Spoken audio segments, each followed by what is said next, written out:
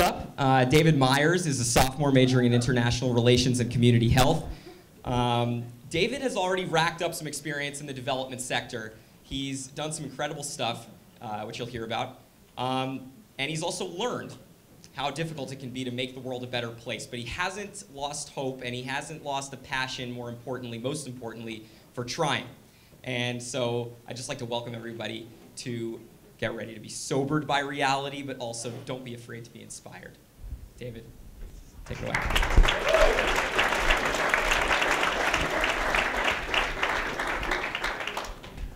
Good evening, everybody. I'm here to talk to you about this new hip thing. It's called poverty. All around the world, there are tons of starving children, people living in destitute conditions, and rampant disease everywhere.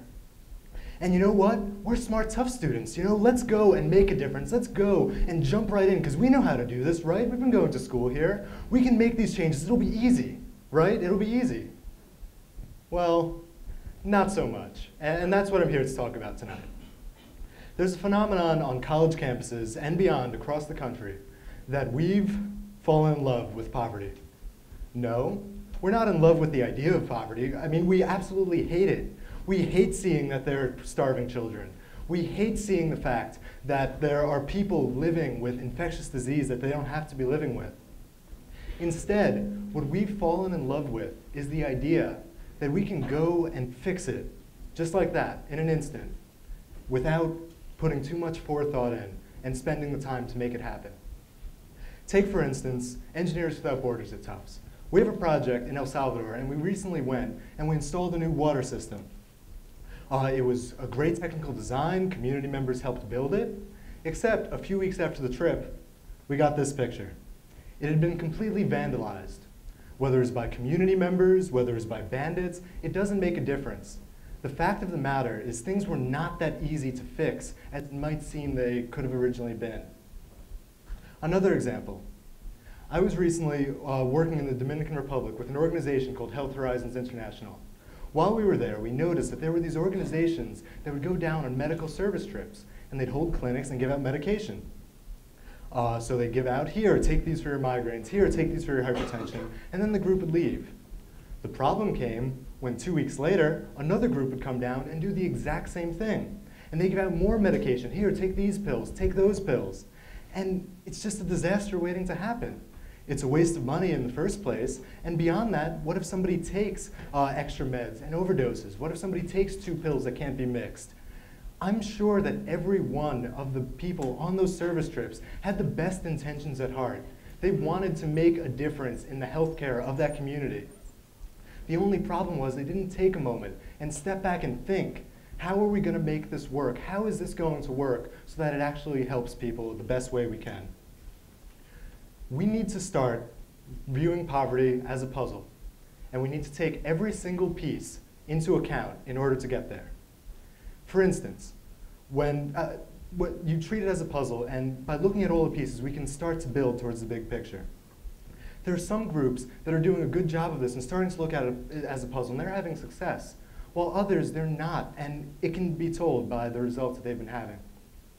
Now, when you're solving a puzzle, you don't want to take a piece from another puzzle set and move it into your puzzle set, because it just doesn't belong there. It's an easy fix, but it's not going to fit right. It's not going to form the picture you want it to form. The same thing applies with development work and working with poverty. You don't want to take something from somewhere else and try and force it to fit in where there's no place for it. That's what those groups in the Dominican Republic were doing. They were taking their solution, trying to force it in from another place, and it wasn't working. I was working with a group called Health Horizons International, and we also do medical service trips. The difference is we keep careful records of every patient that comes into the clinics. We then take these records and we give them to community health workers. We give them to full-time staff on the ground, local clinics and doctors, and we use the pieces that we have on the ground and get everybody involved, work with the community. And that way, there's no redundancy in the pills given out, and it helps prevent those problems. And it's been working so far. Now, also when you're solving a puzzle, let's say you have 2 pieces, and they seem to fit together perfectly. But one piece is red, and the other one is blue. And obviously, the blue piece belongs in this part of the puzzle, and the red piece belongs in a completely different part of the picture. Now, what that means is you need to look at the context, see where these pieces are fitting together, and even if they seem like they're fitting, does it form the picture you want it to form? A group that had trouble with this is an organization called Play Pumps. They created these pumping systems that were a merry-go-round. Kids would spin around with them and they'd pump water. It was an incredible technical design, and kids loved it, and they went around and they installed them all over the world. The problem was, they went largely unused. The reason why? Because Play Pumps tried fitting together two pieces that while it was a good solution, it wasn't a solution where it should have been. The kids, when the pumps would break down, nobody in the community knew how to fix them. They were too technologically advanced. Beyond that, what if it wasn't the kids that were going to pump water? Can you picture yourself waking up at 4:30 in the morning, walking a couple miles to the water pump, and then having to spin around on a merry-go-round to get water for your family? I mean, I wouldn't do that. And that's the thing. They didn't look at the context. And as a result, things did not work out quite as they hoped. There are groups that are starting to look at the big picture and starting to look at working with poverty as a puzzle and trying to find where those pieces fit together. For instance, organizations like Build on campus and also EWB more recently have been used what are called logic frames and other tools like it to map out what are we trying to accomplish, what are we going to do to get to those goals, and what do we need to get to each of those objectives. By doing this, organizations are starting to take a step back, say, wait a minute, how are these pieces going to fit together to get to what we want the solution to be, to get to the end picture? Now, another problem with solving puzzles are they can be pretty boring. I mean, you can start putting together a puzzle, and then you just get tired of it and you walk away. And that same thing could apply here if people get bored of having to focus on the boring puzzle work and rather than the big picture at the end. Groups, there's this organization, it's a fundraising website called CrowdRise that was founded by Edward Norton. And what they're doing is they're trying to create new incentives to get new people involved and interested in the issues. For example, if you were to donate $24 today, you'd be put into a raffle to win 3 shower caps. 3 shower caps? What does that have anything to do with donating money? Well, the same thing could be said that why does Pizza Days give out socks with pizza sometimes? They have nothing to do with one another, but it's an interesting incentive. They're trying to reach out to college students and young adults with new ideas that can try and get people involved. Now, I have no need for a few shower caps, but if I were to win a few shower caps after donating money to a well, it would be a funny story to tell my friends afterwards, and I'd be more encouraged to donate. Now, in my high school auditorium, up on the wall, there was a banner, and it said, "The virtue lies in the struggle, not the prize." And that sentiment is so applicable to working with poverty and looking at it like a puzzle. Too often, we focus on the big picture, on the box. We focus on the pretty picture of the puzzle assembled that we're trying to get to. We want to see that world where there aren't starving children. We want to see that world where there isn't rampant disease, where people aren't living in destitute conditions.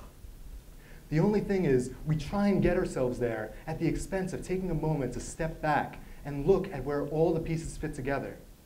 We need to be excited. We need to be enthusiastic to work in this field. We can't get rid of that because we're obviously not in it for the money. We need to change where we're focusing that energy from instead on the finished result. We need to move that energy and focus on solving the puzzle and putting the pieces together. A friend of mine who I work with in this field, he works with this type of work, and he told me once that he has no desire to ever go to one of these countries where people are living in these conditions. The reason why? Because he knows what he's doing back here in an office in the United States is making the difference that he's there to make.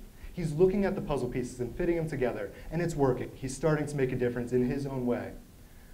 I want to ask all of you, when you're looking at these projects, take a step back.